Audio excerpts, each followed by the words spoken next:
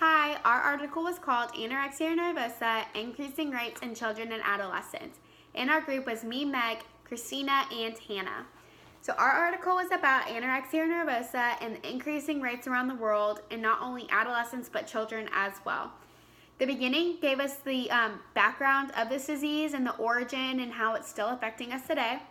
And then it also gave us different tables and statistics and graphs that show the increasing rates around the world, and especially in developing countries and among children. It actually told us that childhood anxiety could be a leading factor to anorexia nervosa, and they did back it up and support it, which we thought was very interesting.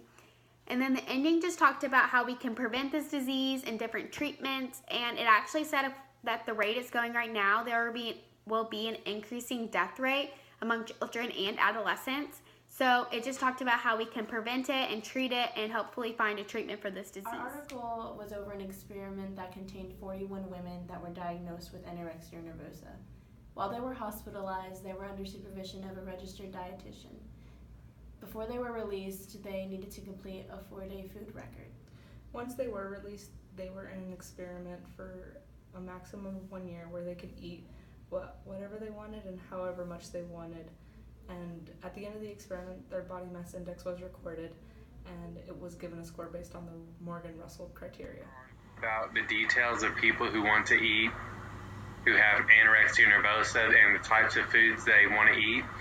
It tells you, like, when it comes to low-calorie versus high-calorie food, that people with anorexia nervosa tend to prefer low-calorie food, and they find it more satisfying than high-calorie food, like they want to actually eat it, versus the control group in the experiment, which found that low-calorie food and high-calorie food are like equivalents to each other. They didn't see as one that was worth more, tasted better than the other.